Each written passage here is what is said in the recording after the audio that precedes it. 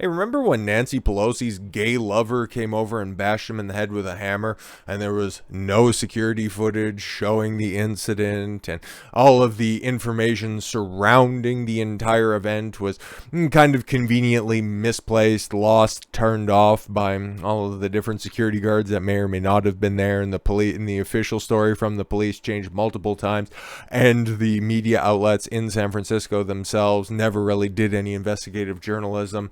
Yeah, funny thing about that, okay? Sure is good and wonderful that right-wing radical, who was very much a hippie liberal sympathizer, because it's San Francisco after all, he got brought to justice, I think.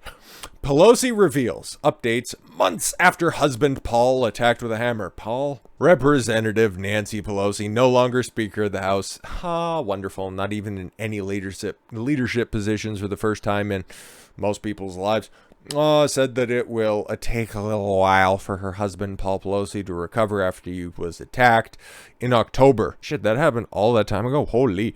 At their San Francisco home, as several news outlets moved to access evidence about the incident. Yeah, we don't need to know about that, okay? We don't need the 911 call where he's like, no, I just got a friend over here and I could use a little help, or I know the guy, but I just would like him to leave right now. No, he broke into the house, but then it was real nice about cleaning up after himself, and then he threw the glass outside. Yeah, it's just weird. He's a very strange fellow. Can we get rid of him? Pelosi, a former Speaker of the House, told CNN that her husband was okay, and that will still take a little while for him to get back to normal. Yeah, in all seriousness, folks, okay, jokes aside, ladies and gentlemen, okay, he was hit in the head with a hammer, and that does suck, and he's an old man, okay, so hopefully he has a full recovery because he has such a glowing wife to return to. Adding that her 82-year-old husband is very strong. Yes, life force from fetuses that they break open and suck the stem cells out of provide quite good sustenance. Pelosi said that he has been out a bit because the doctor said he has to have something to look forward to. So again, one day at a time. Authorities say Paul Pelosi was attacked with a hammer at their home in the early morning hours of October 28th. Yes, and then they just engaged in some, underwear wrestling. Who doesn't do that with their, armed intruder after he climbed up a, hill face in order to get to their place? Listen, it's complicated. After the incident, he underwent surgery to repair a fractured skull and injuries to his arm and hands, said a spokesperson at the time. While elaborating on his recovery, the California Democrats said Paul Pelosi had wounds all over the rest of his body. Okay. And then this really weird stain on his upper lower back. It's weird. Adding that after he had suffered a hand injury, you have to be very careful. Oh no. Yeah, he's on all these antibiotics, okay, all these different painkillers, and then this weird prescription for this thing, PrEP. Can't quite figure it out. Okay, while elaborating on his recovery, you have to be careful about movement, you have to be careful about light, you have to be careful about certain sound. It just takes a while. Blunt force trauma to the head. Yeah, it does suck, okay, but these are corrupt people, let's keep it a buck, okay? This is the same guy who got really drunk behind the wheel of a vehicle and then ended up, it's just a DUI. Who doesn't have a bunch of those? You said you get very tired, but without going further into it, but it will take probably another 3 or 4 months, according to doctors, for him to really be himself. Suspect 42-year-old David DePape pleaded not guilty to state charges in late December, and because it's stupid California, any sort of televisation of the trial, it's kind of up in the air, more than likely not going to happen. So very interesting, waived his right to speedy trial during a court appearance. So yeah, that's not going to trial for a very long time. Maybe, it's also California, so I wouldn't be surprised if it isn't until 2024 before this trial gets heard in front of any court. And especially San Francisco, this one could be a minute. DePape told officers and emergency medical workers that he was sick of lies being emitted from Washington. Okay, and said that he came out here to have a little chat with his wife, according to court papers. He was also accused of saying that I didn't really want to hurt him, but this was a suicide mission. All right. Now, is that sworn testimony? Or was that after the official record had to get changed? Don't know for sure. San Francisco Police Sergeant Carla Hurley, of course, who interviewed the suspect, said in court papers that DePape also plotted to attack President Joe Biden's son Hunter, Tom Hanks, and California Governor Gavin Newsom. Well, at least one of those is quasi-actionable, but he'd have to travel quite a bit to get to Newsom, and I don't know where Hanks lives, and Hunter's into, paid escorts. It's just not of the male persuasion, okay? San Francisco District Attorney Brooke Jenkins said that the attack was politically motivated based on those statements he made to investigators.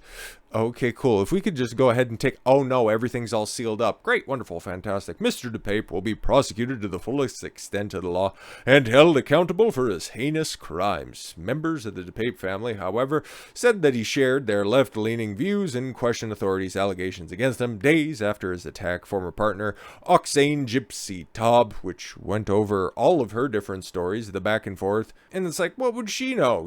They only share a kid together, they only lived together on and off for 17 years, okay? Hauled him inside prison, is making efforts to go and visit him, but you can't take her word for it. Obviously she's compromised, and she's doing the stint upstate for, underage diddlings. Something, hey man, they have a lot in common with the Pelosi's, or at least Democrats on the whole. Pelosi's remarks came days after the group of news organizations filed a court motion in San Francisco seeking access to evidence against DePape, according to the Associated Press, which joined the coalition.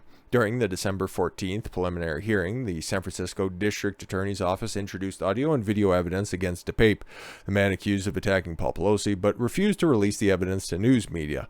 Interesting. So you release some stuff in preliminary hearings, so that's on the record. That is evidence that's going to be used in court.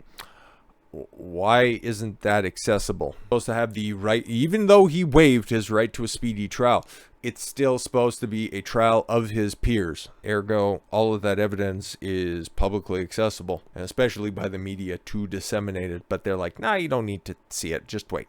The coalition includes the New York Times, Washington Post, Los Angeles Times, San Francisco Chronicle, Press Democrat, interesting, CNN, Fox News, CBS, ABC, NBC, KQED, NPR member radio station San Francisco. All of those make sense and it all checks out. Attorneys in the coalition said that the motion filed January 11th that the public and press have standing to assert their rights to access to court records and proceedings. Yeah, very much so. Evidence introduced in the preliminary hearing against DePape included an audio from a 911 call made by Paul Pelosi where he said, yeah, friends. At least that's what some transcripts have, okay? Claiming that he knew the attacker prior to this and that, oh yeah, front door would be open. Y'all just come on in. Portions of the body cam video taken to by the two police officers who responded to Pelosi's house, portions of video of the police detective interviewing DePape, and footage captured by Capitol Police Department surveillance cameras. DePape, who earlier pleaded not guilty to federal charges, is scheduled to appear in court next month. Probably for scheduling or something like that, just another hearing as well. It's all very, very sus, to put it bluntly. And to make it succinct, okay? The original narrative was, oh yes, the mega extremists, and oh my god, take a look at all of this dangerous rhetoric and what it's doing to radical extremists that are out there. And then everybody started to dig through this, and it's like, he lives in San Francisco and he's a right-wing fanatic. Pause. And then, yeah, taking a look at some of the pictures that have been released, and it's like, okay, if he broke in, why's the glass on the outside? And if this guy was plotting to attack, he could just see where Nancy is. Okay, so why would he go in at that hour of the day? Why not check the calendar to make sure that she was at the house? And why wasn't any of the security properly functioning and assigned to the location? Yeah, it's just a whole bunch of interesting things as well, okay? But don't worry, guys, because Nancy stepped down from her leadership position. She has more time to think about these very trying times and what she can do in order to prevent anything like this from happening in the future. She hired an exorcist to come to her house and get rid of evil spirits. Hopefully she wasn't at home at the time, okay, because otherwise the representative from San Francisco would be a simple pillar of salt. But this also kind of flies in the face of what her party totally believes in, so maybe she's outing herself in this one, okay? I don't know why. I don't know why she'd bring an exorcist in there, okay? Because you know what? Her husband was simply just born that way. Come on now. I just gotta check if this is like actually true or not, because this shit is so fucking wild. Former House Majority Leader and Speaker of the House, come on now, summoned priests to rid her Lux San Francisco home in Billionaires Row of evil spirits after a man allegedly attacked her hubby there with a hammer. I think that weighed really heavy on her soul, so I think she felt really guilty. According to Pelosi's daughter, Alexandra, the New York Times reports on Nancy Pelosi calling it an exorcism. Holy. I think that really broke her. Well, not...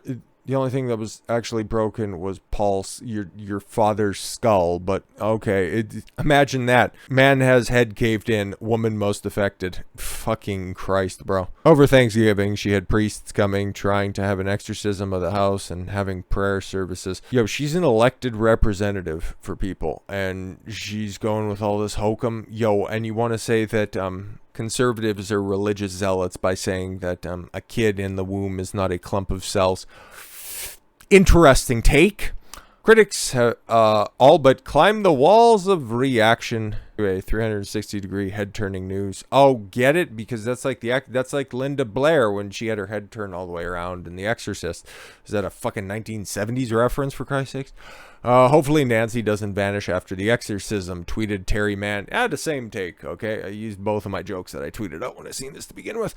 Will she also be coordinating one for the speaker's office? Yeah, exactly. Somebody should bless or just throw some holy water on that gavel, okay? I'm just saying, man. Father Arturo Albano, pastor of St. Vincent de Paul Church, okay? Pelosi's local parish said his staff was not involved in such a rite. Yo, that dude is the most fucking Italian dude on earth. We did not perform the exorcism at the Pelosi place, but we brought some great gabagool. Holy. As far as I know, no exorcism or priest services were performed at the home. However, Pelosi may have gone outside her local church hierarchy for holy help. Yeah, no, she performed a seance in order to get Donald Pleasance to show up.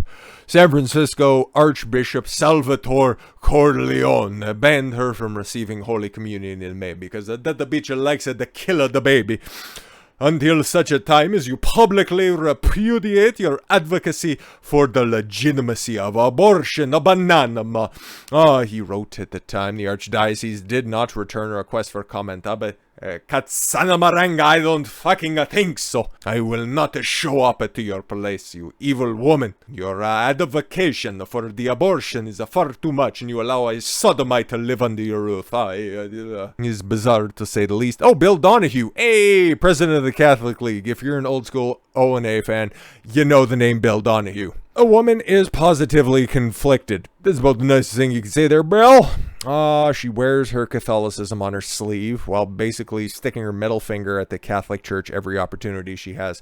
Well, now she does. She takes both of her middle fingers and she does one of these and walks around her house, spilling her goblet of wine. Oh, no, but it's Nancy. She would never, ever, ever waste good liquor, okay? So, with all that said, thank you all very much for the gift of your time. I've been Don Consuelo. I want you to follow your gut and get after it. Take care, everyone.